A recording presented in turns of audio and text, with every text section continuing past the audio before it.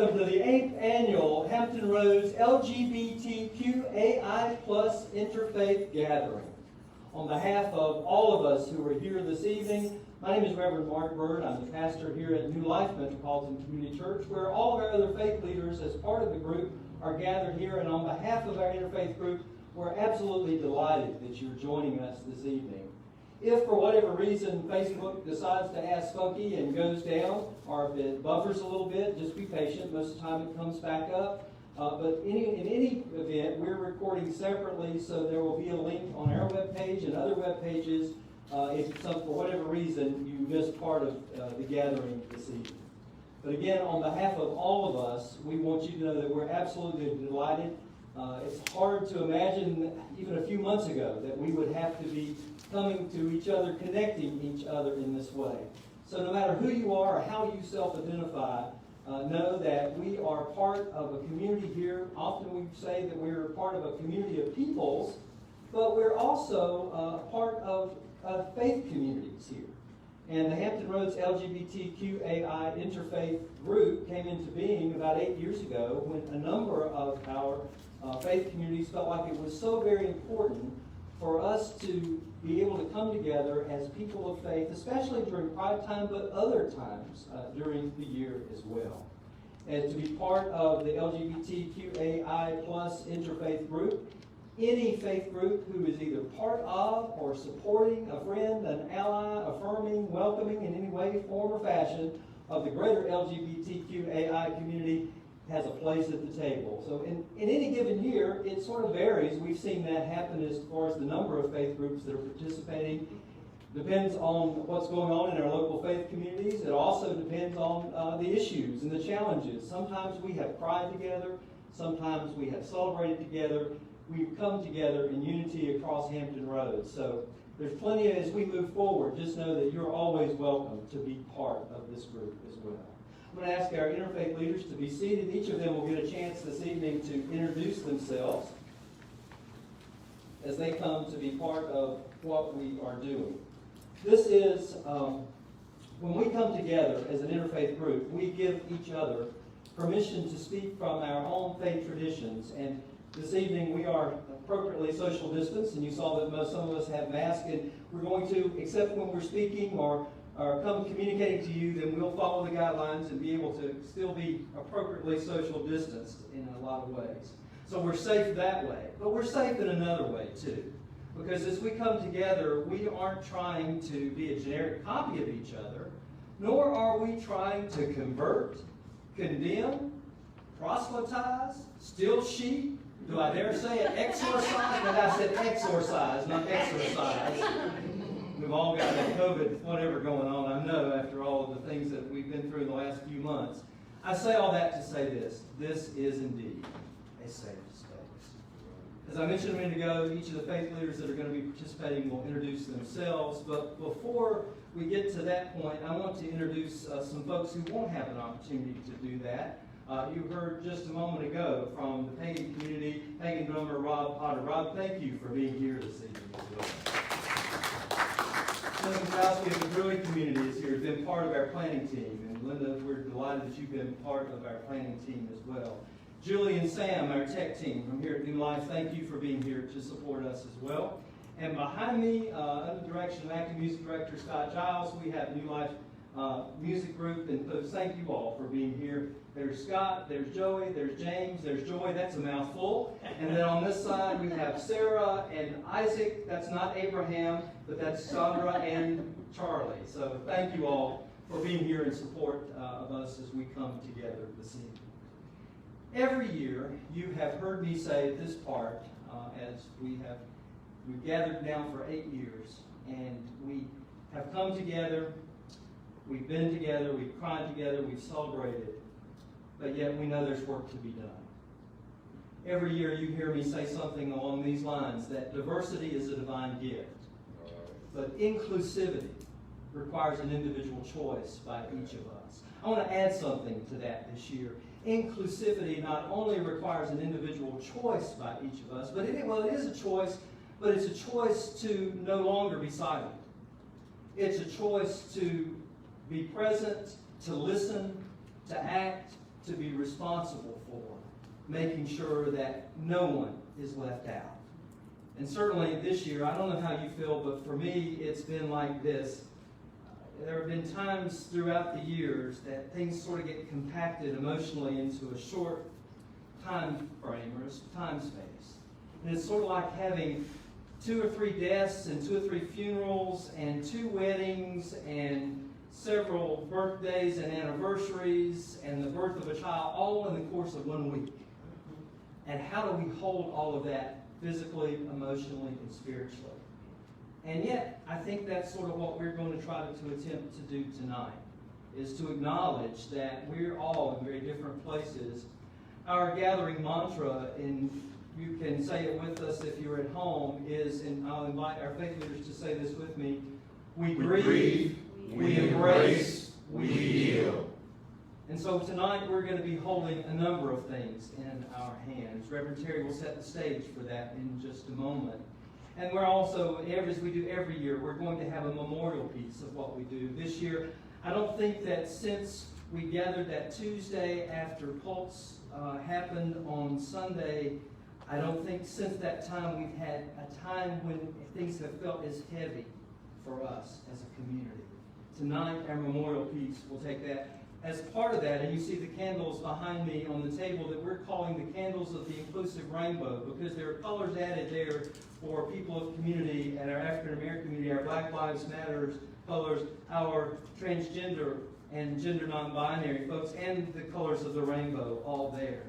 During the time when that is lit after our memorial piece, and Rob will be giving us a heartbeat during that time, I invite you on the Facebook screen to, if you have a name of someone that you've lost or that you know, or a name you just want to write and have it seen by our entire community, feel free to do that during that time. We're also, right after that, we're going to hear the need for us to continue to change. But we're going to hear from a couple of folks who, listen carefully to how I say this. I had to make sure I was saying it correctly.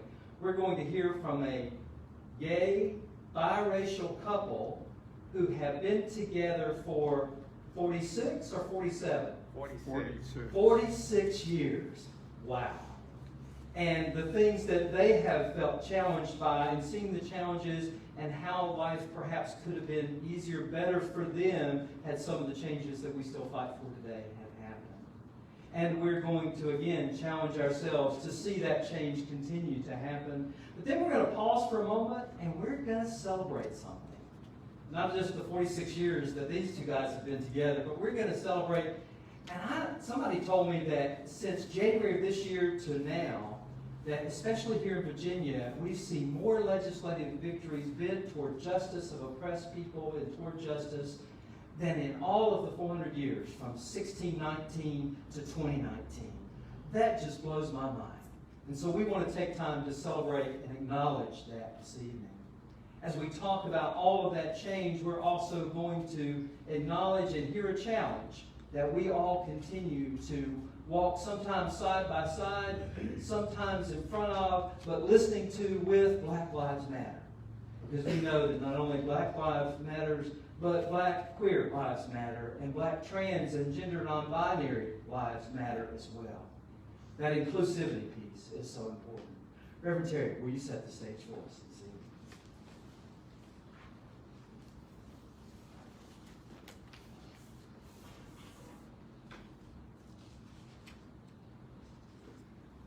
evening? Good evening. I'm Terry Wade Stansel, and co-pastor of All God's Children here in Norfolk. Our mantra is, we grieve, we embrace, we heal. And I kind of spelled this out a little bit for us. We grieve all those who have been murdered from 1619 till now by the police, by KKK, by white supremacist groups. We grieve all those murdered by hate, every trans woman or man, every lesbian or gay man. We grieve. We can't believe it's gone on this long, and still it's happening. Our anger is boiling over into rage There is no bargaining. We will not accept this anymore. Change has to happen. We embrace the strength of our ancestors to continue to march and protest. We embrace our constitutional right to vote, and we vote and vote. We embrace our communities, Asian, Black, Hispanic, Native American, white, LGBTQAI+. We heal by looking at each other and listening while someone talks. And we hear the fear, the pain, the hurt. We heal by real conversations with each other that dispel the stereotypes and the myths that were taught to us by our families, by television, by society. We heal with love and truth. We grieve. We embrace. We heal.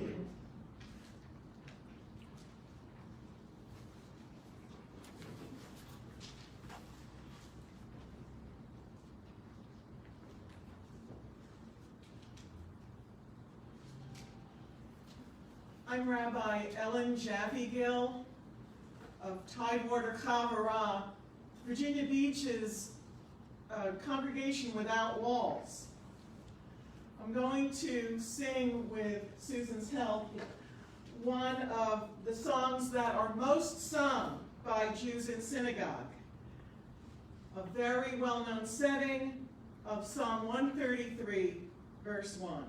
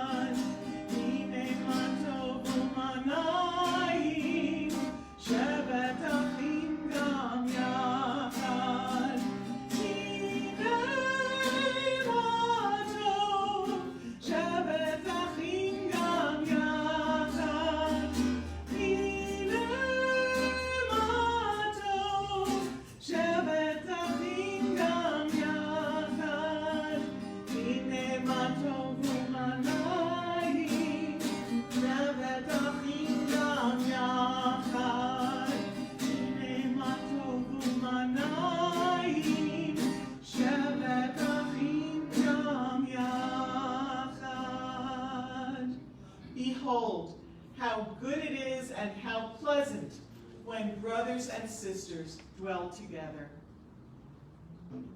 We grieve, we embrace, we heal.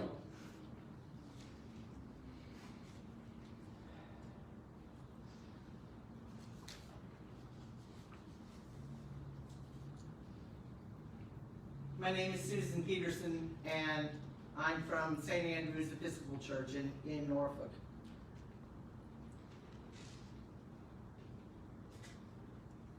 As we gather this evening, I'm going to ask you to, again, continue with our mantra. We grieve, we embrace, we heal. As we gather this evening, we remember our beginnings, our victories, and our heartbreaks. We celebrate the things that bring us together and grieve over the things that tear us apart. Together we mourn our losses and take steps towards healing. Please join with me in responding. We grieve, we embrace, we heal. We mourn the loss of those to this virus spreading throughout the world. We mourn for those we have personally lost, and we're not able to gather with friends and family to bury. We celebrate those who have survived, and we give thanks for the essential workers who stood on the front lines, tending the sick, delivering our goods, and putting food on our tables. We grieve, we embrace, we heal. We grieve for our gatherings that have been canceled or postponed, for lost income for jobs, the times in community and with family, birthdays, weddings, graduations. We celebrate the creativity of those who have made these celebrations unique and meaningful in this time of social distancing and isolation. We grieve, we embrace, we heal. We grieve the lives lost due to violence, lives lost at the hands of the very law enforcement officers sworn to protect and serve. We celebrate the cries of Black Lives Matter and stand with our brothers and sisters. We look for opportunities for healing as we learn more about listening to one another and identifying our own points of privilege. We grieve, we embrace, we heal. We celebrate the victories in the courts that protect our jobs, our livelihoods. We look for the day when each can be celebrated as their own authentic selves. We grieve, we embrace, we heal. We remember those we have lost to HIV and AIDS, and we celebrate those who continue to live with HIV. We lift those who have lost friends and family to the opioid epidemic and ask for healing of their grief. We lift those who experience the grief of life taken by suicide. We mourn their losses and pray for their healing. We grieve, we embrace, we heal. So many emotions, so much loss and grief. We must learn new ways of interacting with one another by embracing, loving, healing, and supporting one another. Now is the time for tearing down the walls of hate and injustice. Now is the time to change our ways and treat one another with dignity and respect. Now is the time to embrace freedom and justice for all, not just for some. We must heal our nation, ourselves, and each other, and the time for that is now. We grieve, we embrace, we heal. Let us celebrate our community together as we gather this evening.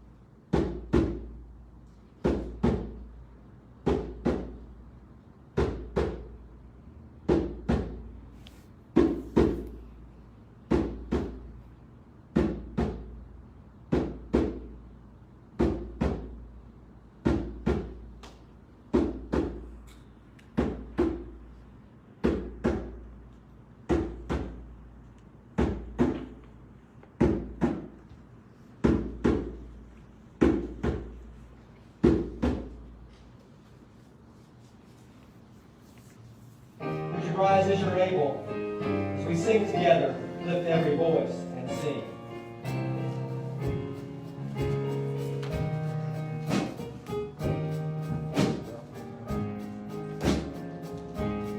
Lift every voice and sing, till earth and heaven ring, ring with the harmonies of liberty. There are rejoicing, rise high as the listening skies. Let it resound loud as the rolling sea. Sing a song full of the faith and the darkness has taught us. Sing a song full of the hope that the present has brought us. Facing the rise.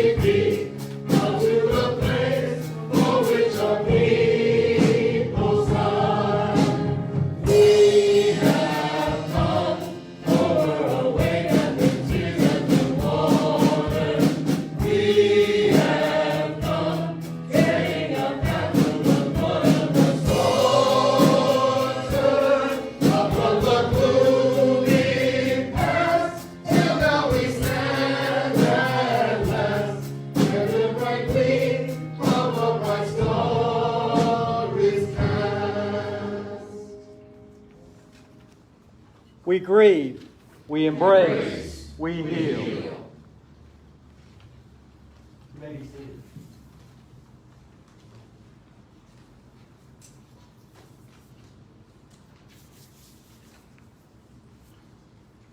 Hi, I'm Reverend Jim Whalen. I'm with New Life Metropolitan Community Church.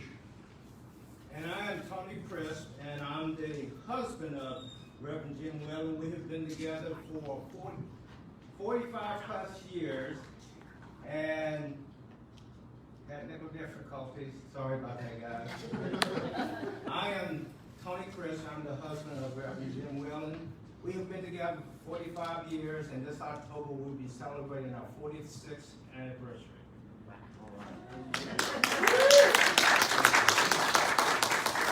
Yeah, when we met in 1974, it was challenging for gay people, to say the least, and it was even more challenging for Tony and I. I'm told you can't hear me. This is way too high. It was even more challenging for Tony and I as an interracial couple. We faced discrimination in housing and other things. We were shunned by some people. And one of the things over the years that we have thought about was raising a child. But you know, back then you couldn't do that as gay couples. But if we had, we would have adopted an interracial child to, you know, match the racial makeup of our relationship. And yet, unfortunately, the world would have seen that child not as interracial, but as black. And as a black child, he has to be told things that a white child doesn't have to say or be told. A white family doesn't have to say certain things to their children that black families have to say. And a few days ago, I heard a writer named Clint Smith reading a letter that he wrote to the son he didn't have. And it inspired me to adapt his letter to the son that we might have had. And that's what we're going to share with you today, that letter. Son, I want to tell you how difficult it is to tell someone they're both beautiful and endangered, so worthy of life, yet so despised for living. I do not intend to scare you. My father, your grandfather, taught me to follow a certain set of rules before I even knew their purpose. He told me that these rules would not apply to everyone, that they would not even apply to all my friends, but they were rules to abide by nonetheless. Too many black boys are killed for doing what others give no second thought. Playing our music too loud, wearing a sweatshirt with the hood up, playing with a toy in the park. My father knew these things. He knew that there was no room for error. He knew it was not fair, but he loved me too much not to teach and to protect me.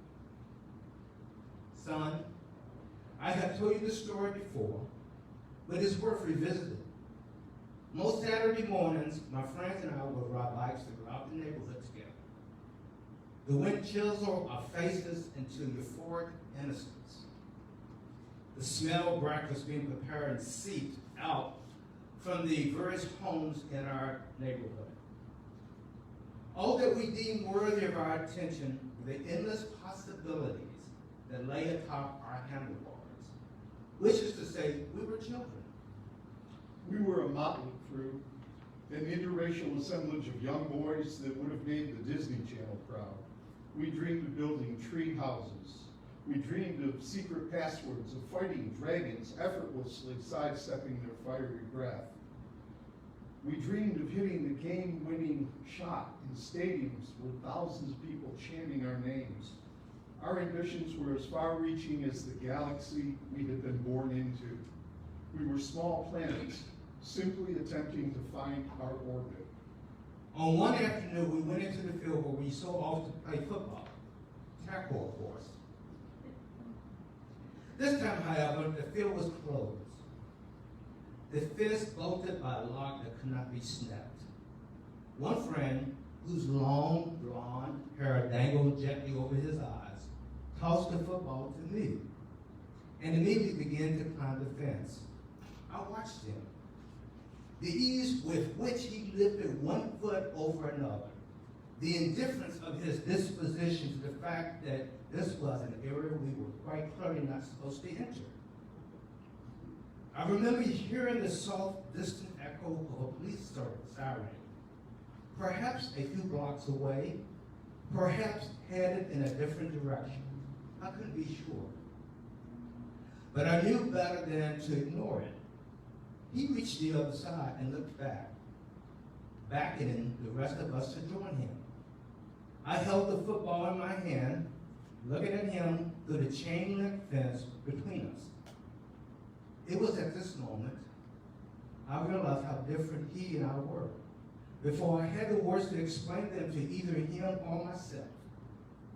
How he could break a rule without a second thought, whereas for me, any mistake may have the most dire consequences. I hope to teach you so much of what my father taught me, but I pray that you live in a radically different world from the one that he and I have inherited. I do not envy his test, one that might become my own.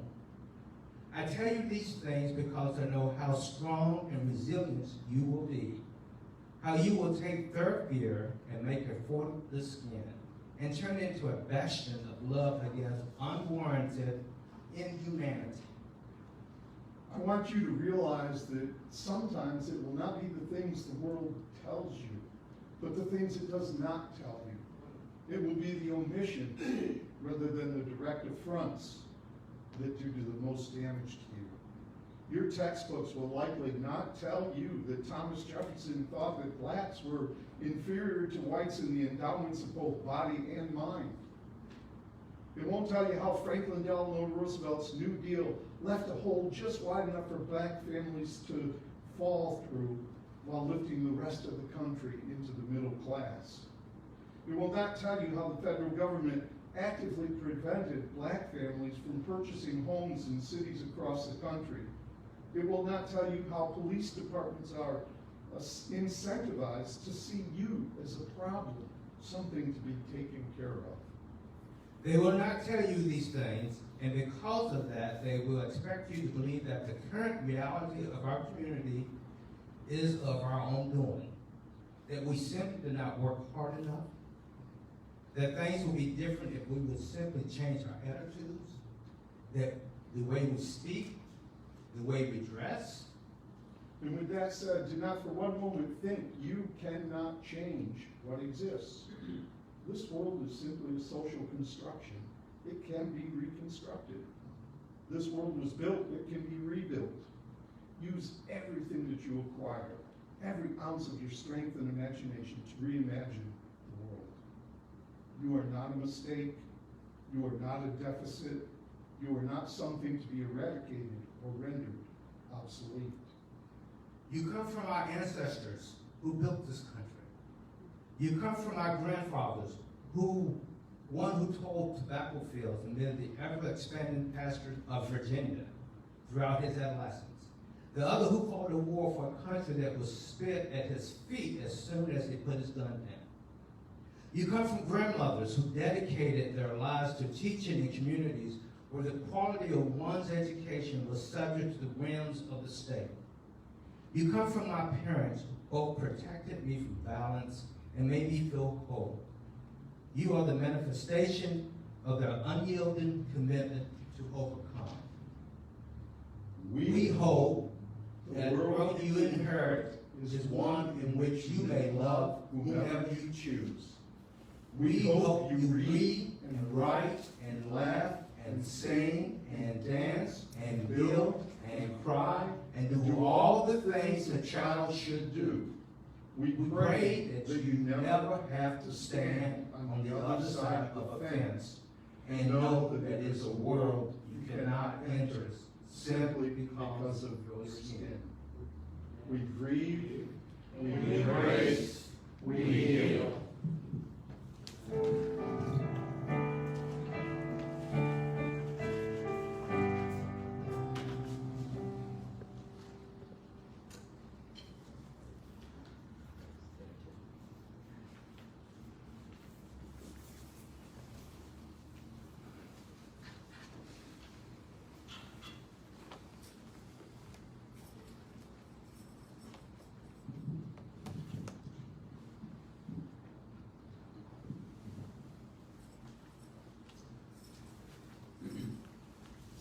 Change has to happen.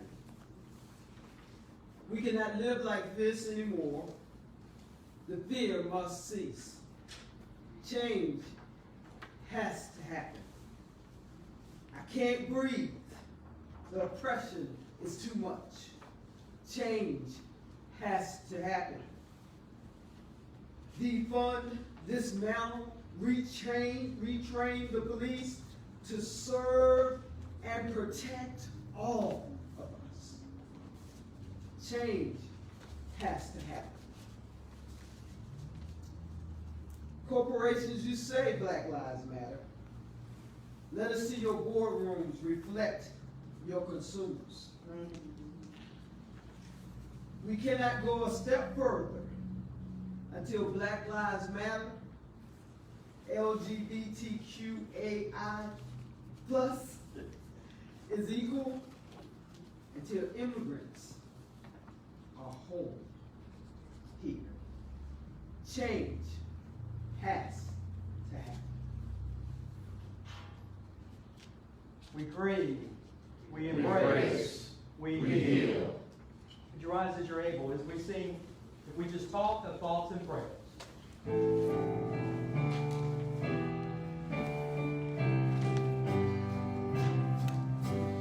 We just talk of thoughts and prayers, and don't live out a faith that dares, and don't take on the ways of death. Our thoughts and prayers are feeding bread. If we just dream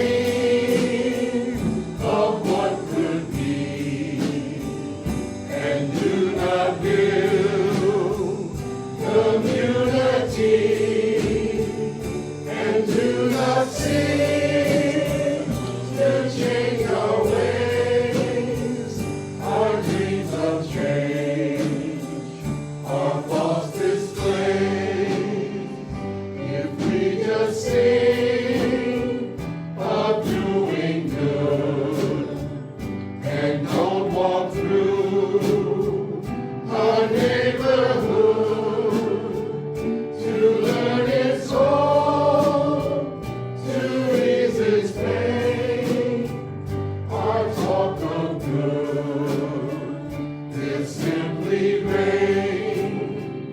Oh, may our prayers and dreams and songs lead to a faith that takes on wrongs, that works for peace and justice too. And will our prayers bring joy to you? We grieve, we embrace, we heal. You may be seated.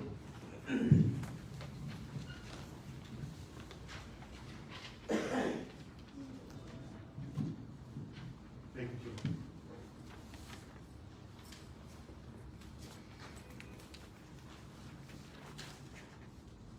It's an honor to be here. I'd like to thank the LGBTQAI plus Interfaith Leaders for this opportunity. My name is David Kaufman. I'm from Virginia Beach. My faith group is pagan. And my man of the cloth, not quite. I'm a lawyer. After struggling for decades for equality, Virginia is the first state in the South to protect LGBTQAI plus citizens from discrimination. In a moment, I will list the legal victories this year. I've written them down so I won't skip one. If you are queer, questioning, undecided, intersex, lesbian, transgender, two-spirit, bisexual, asexual, agender, advocate, ally, gay, non-binary, genderqueer, gender fluid, gender nonconforming, and allied communities, this victory lap is for you. We're out the starting gate on our victory lap. First thing I'd like to note is that the U.S. Supreme Court has outlawed employment discrimination for gender identity and sexual orientation. This is the very first time the U.S. Supreme Court has ever talked about gender identity, ever. It is now current law across the United States. The following laws, except for two, and I'll get to those later, go into effect tomorrow, July 1st, 2020. The first I want to talk about is the Equal Rights Amendment. Effective at 12 midnight tonight, there will be gender equality in the Commonwealth of Virginia. We are the 38th state to pass this amendment. It should become an effective amendment for the U.S. Constitution, but there's some legal snags. We'll see what happens. It may go into legal limbo for a while, but we'll see. Non-discrimination in housing, buying and selling houses, and gone are the days when landlords will evict people for gender identity and sexual orientation. Gone. Non-discrimination in employment, hiring, firing, promotion benefits, things like that. Now, this is in addition to the U.S. Supreme Court ruling that I told you about earlier. That was under a federal statute. Those go into federal courts. This will go into state courts. So potentially the fines, the criminal fines, and the civil damages will be, that the victim recovers will be very different. So many Virginians, if they qualify for jurisdiction, will have a choice of filing in federal court or state court for employment discrimination. Non-discrimination in access to public spaces. This is a big one. So what are public spaces? Hospitals, schools, parks, coffee shops, grocery stores, anywhere that the public is invited to come. You'll also hear it called public accommodations, same thing. Non-discrimination in public contracting. Now that was in effect by executive order here in Virginia, but now it is state law. Moving along in our victory lap. Non-discrimination in banking. Non-discrimination in insurance. That includes auto insurance, and something very important. Health insurance for transgender citizens. I'm sure a lot of you know that they've had trouble with covering transition, things like hormone replacement therapy, gender reassignment surgery, all that. Now there's non-discrimination insurance.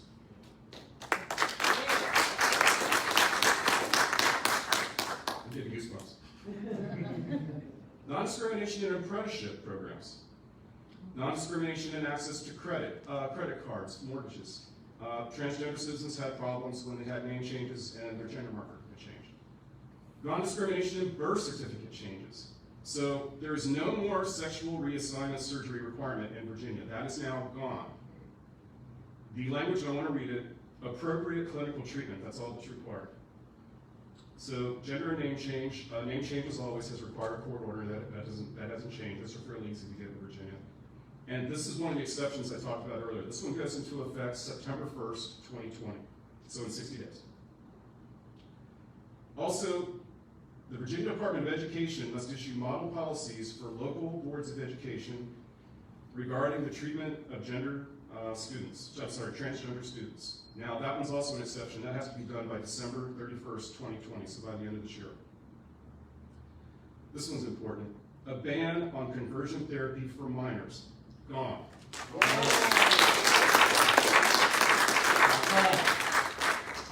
Another one that's been struggled for decades. Virginia's hate crime statute was amended to include gender identity and sexual orientation as protected categories. Gender and disability made it too. And something very important, that these hate crimes will now be reported to the state police, which for statistical purposes will be very useful. Moving along in our victory lap.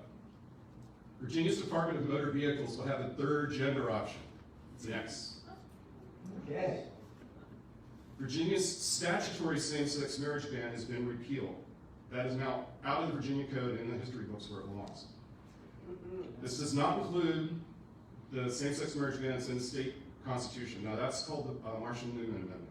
And that's going to require, we're going to come back to that in 2021. If the General Assembly approves it next year, we have to wait 90 days and then it goes for a referendum to the citizens of Virginia. Repeal of the photo ID voting requirement. Yes. So transgender citizens also had problems there with name changes and their gender on their ID.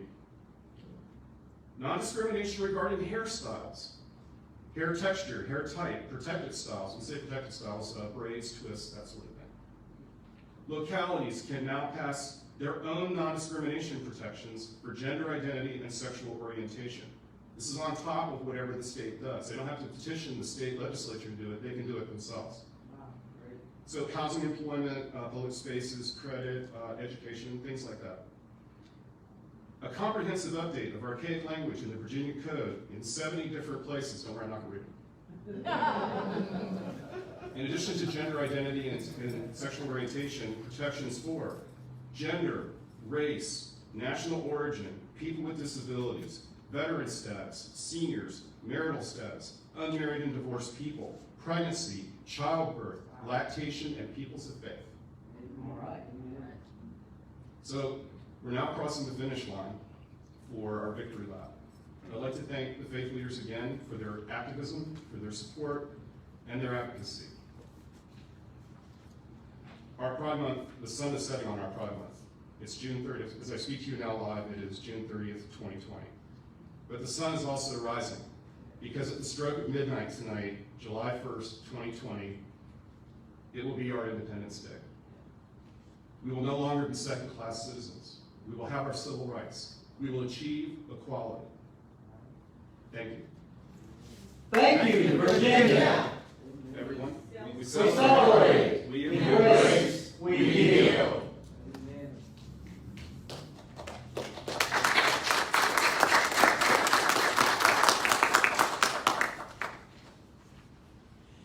I'd like to read an excerpt from a statement issued this week, just this week, by the Board of Rabbis and Cantors of Hampton Roads.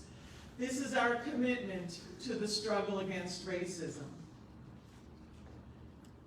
In Deuteronomy we read, Tzedek, Tzedek tirdof. Justice, justice you shall pursue. We who are not people of color can't begin to fathom the pain and frustration of fellow Americans who have suffered under the knee of oppression by law and by custom for centuries to this very day. There's a lot we don't know, but we do know this. We are ready. Yes. We are ready to listen, to learn, and to understand.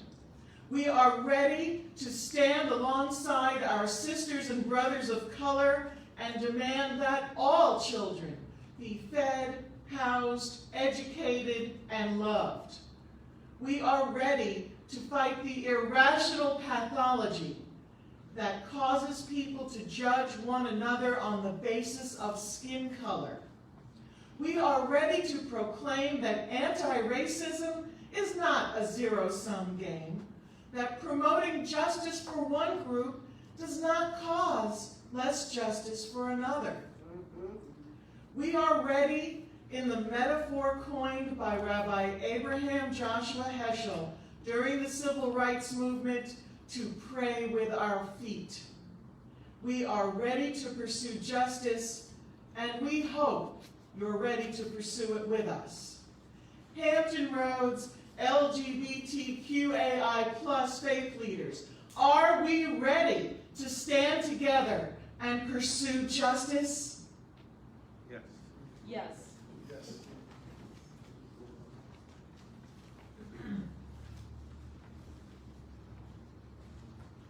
I'm ready to stand up against racism.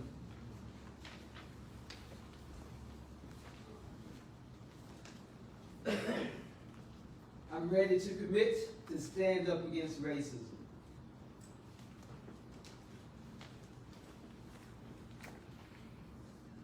I stand ready to stand up against racism, homophobia, transphobia, and all the isms that separate us.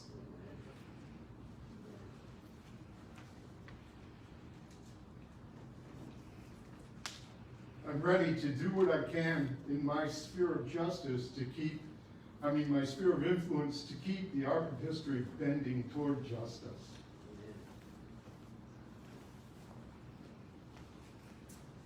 I'm ready willing to continue to learn and to listen and to repent and to work for the world that God dreams of, where the dignity of every human being is celebrated.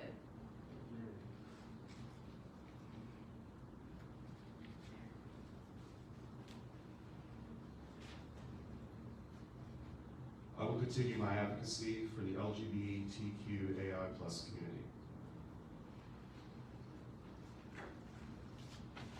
I too am ready. Maya Angelou is often misquoted, I think, because sometimes there's a quote that says, we do the best we can until we know better. Actually, what she said is, I then did what I know. But now that I know better, I do better. We know that we have not done what we should have been doing all along. We've said maybe we know better in an arrogant kind of way. And we haven't listened. We haven't spoken up. We haven't seen or heard or stood beside, behind, or even in front of our brothers and sisters. We commit together as the Hampton Roads LGBTQAI plus Interfaith group to do better. And that means holding each other accountable. It doesn't mean we're going to be perfect. All of us step in it sometimes. But just as important as not stepping in it is that if when we do step in it, it's how we step out of it. Let's commit to step out of this together. And let's commit to hold each other, our white brothers and sisters, speaking up for Black Lives Matter, Black trans lives matter, Black queer lives matter. The song we're about to hear came from a message from the first woman who was ever ordained in Metropolitan Community Churches, Reverend Elder Frida Smith. Never give up. And we're never going to give up. When you hear these words, and I think I quoted them last year at our Interfaith gathering, but Frida not only challenged us about inclusive language gender-wise, but inclusive language, and not just inclusive language, but inclusive lives.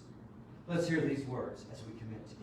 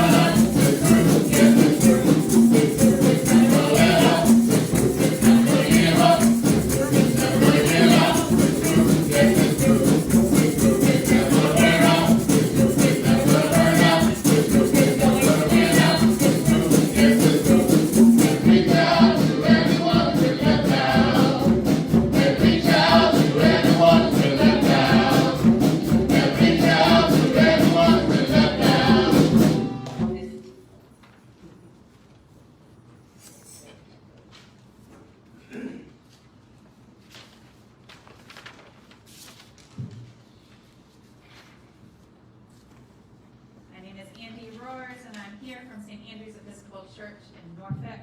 I'm reading a poem called Blessed Are the Queer by Helen Rose. Blessed are the wanderers seeking affirmation. Blessed are the worshipers praying from closets, pulpits, pews, and hardship.